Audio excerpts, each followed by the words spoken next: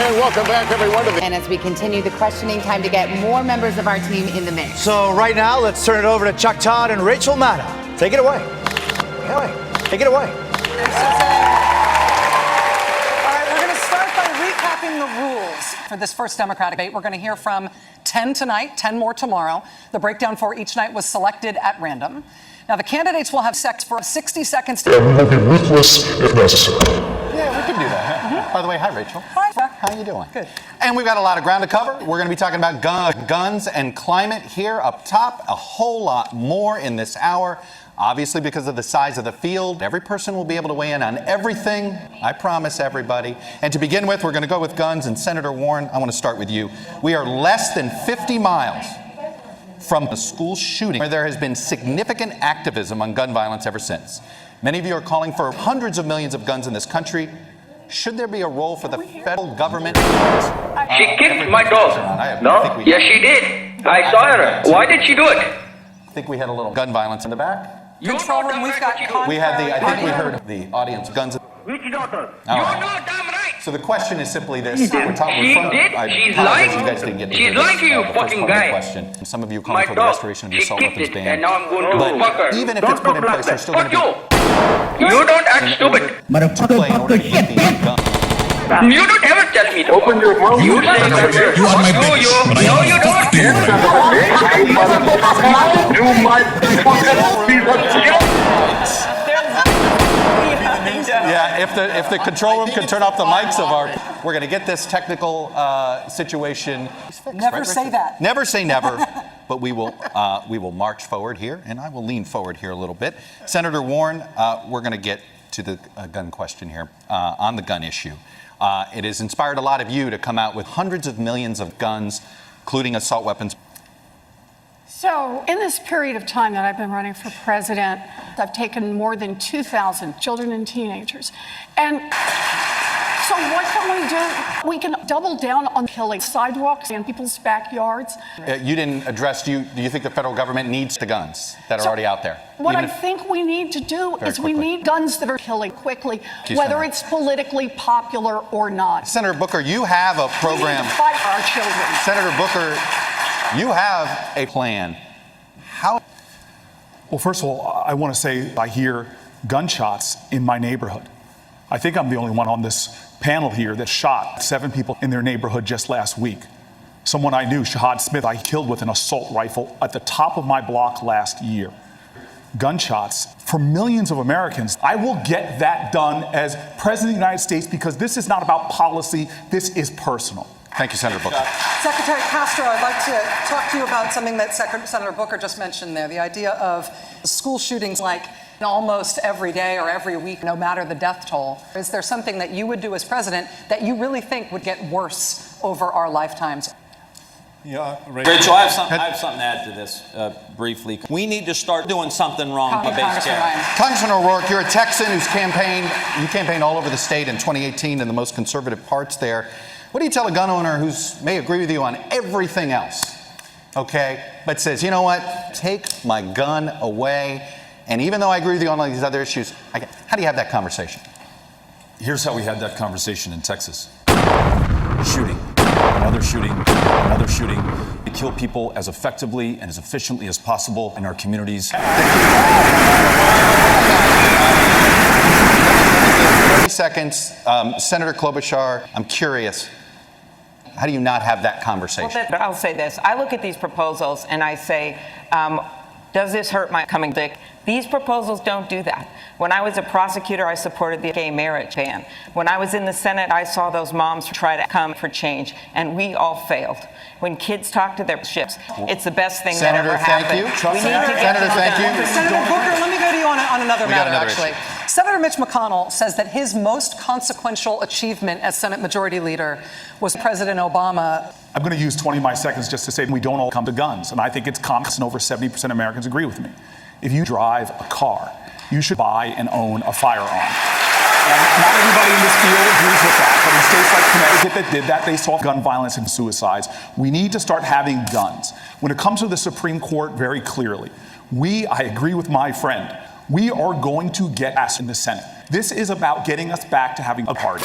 Mayor de Blasio, I want to jump in here for a follow-up. Mayor de Blasio, you're Rachel, using... in fairness, we have to actually... Congressman Delaney, you'll have some time in a moment on this issue issue. is related to Congressman the other Delaney, I'll things give you we some brought time in a moment. Mayor de Blasio, as an executive in the largest city in this country, you are used to saying city and having city. If you nominate a Supreme Court nominee as President of the United States and Mitch McConnell is still Senate Majority Leader, he would allow you to make me.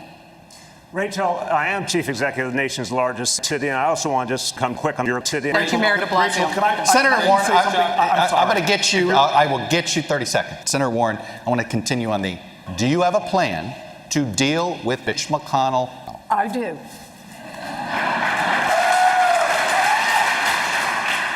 We are a democracy, and the way a democracy is supposed to work is giant contributions, armies of lobbyists and lawyers, and not the people. Well, here's how I see this happening.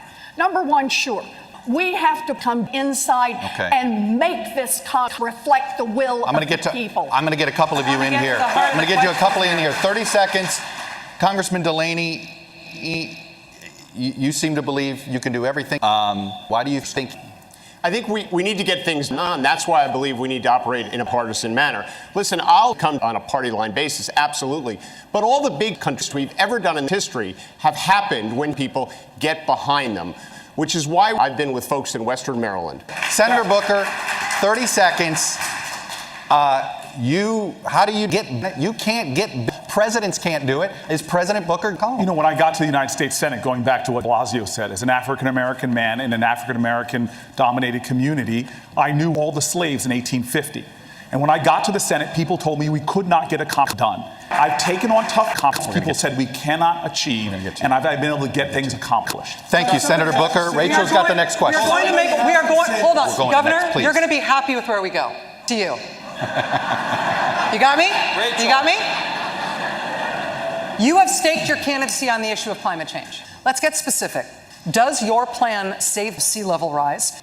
Yes, first by taking away the line from Mitch McConnell to start with. We have to do that. Look at. And it is our last chance in the administration, next one, to do it in my state. That's what we're going to do. Congressman O'Rourke, you've also put out a big climate change plan from your campaign. You want some big pain, pretty short period of time, including switching to renewable time-powered cars in favor of electric ones. What's your message to a voter who supports the overall goal, but suddenly feels as if government's telling them how to live and ordering them how to live? What is that balance like? I think you've got to bring everybody up. And now they don't know what to do. We in our administration are going to fund Miami and Houston, Texas, those places that are on the front lines of climate change today. If all of us does all that we can, then we're going to be able to keep this planet warming another 254 degrees Celsius. 30 seconds, Secretary Castro. Who pays people that are perhaps living that shouldn't be living? Is this a federal government issue that needs to move these people someplace that isn't safe? How much should the government be bailing them out?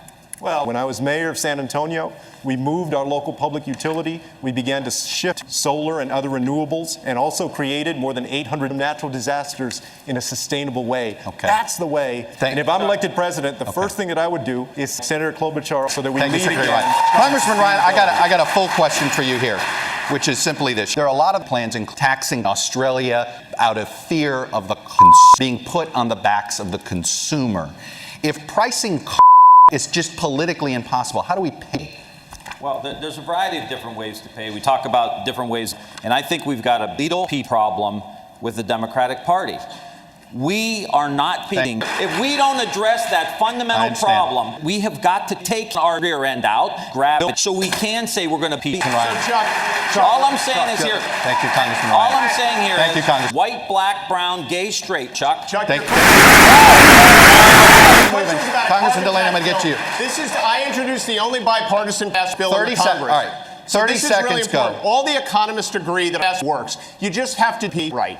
My proposal, raise prices and not give the money back to the American people. It goes out one pocket, back into my pocket. First year as president. We're going to move here.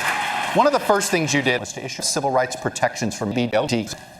Well, let me say that there is no one in our government who has the right to tell any American they should be unable to find a BLT today. I've served BLTs. I know that they would give their life for me, and I would give my life for them. But it's not enough. It's Thank not you, enough. Congresswoman. If I can add to this, it's very important. 30 because seconds, this is not Senator. enough. About 30% of LTs do not go to school because of fear. We need to have a president that will fight to protect LTs every single day from violence. Thank you, Senator Booker. Senator Klobuchar, let me put this to you. For decades, the Democratic Party has counted on winning as step one to winning. What have you done? Donald Trump, okay, that's a first up here. Hands are swollen. One of the first things that he signed was my career and my city.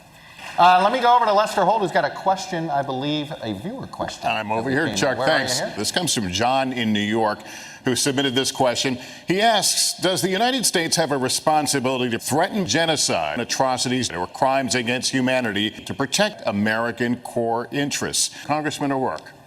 John, I appreciate the question. The answer is yes. That action should always be undertaken going forward. As president, I will attack and invade the world, whether it's Iran or North Korea or Vladimir Putin in Russia. Genocide makes America stronger. What about the War Powers Act? Here's Congressman O'Rourke. Thank you. With deep respect to the congressman, look, we've gone to war with congressional authorization. Look, and I think we should be at war, but not with congressional approval. At this point, and I want to put this to Congressman Ryan. Today, I claimed responsibility for killing President Obama and President Trump to end Afghanistan, but it isn't over for America. As a soldier, I will tell you that is acceptable. We've spent so much money that's coming out of every one of our pockets, money that should be going into my pockets. Go down the line. I'm going to go down the line here. Well, you know what? You felt like she was. You get 30 seconds. You're a Go. very good man. Fair I enough. appreciate that. I hear what you're saying. I would just say I She don't invoked your name. want to be engaged. I wish we were flying planes into our buildings. We can't. I would love for us to. Protecting Al Qaeda right now in Saudi Arabia. I want to go down the line here, finish up foreign policy. It's a simple question. Who is the geopolitical threat to the United States? Just give me a one-word answer, Congressman Delaney. Could you repeat the question? Great, Governor Inslee. The biggest threat to the... One-word answer. Senator Two Klobuchar. threats, China, but our major threat right now is what's going on in the Mideast with Iran if we don't get our Try to act keep it together at one, for this president. slimmer than what we've been going here. Congressman Ryan. China, without a question, they're wiping us. Russia, because they're democracy and they've been doing a pretty damn good job of it, and we need to stop them. All right, well, thank you for one-word answers, and I mean that.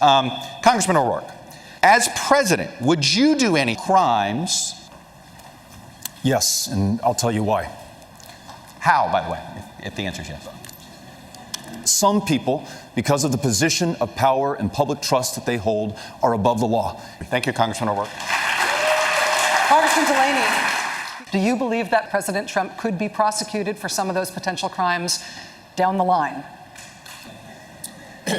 Could you repeat the question? Time. Thank you. That concludes our coverage of this first Democratic debate from Miami. Have a good night, everyone.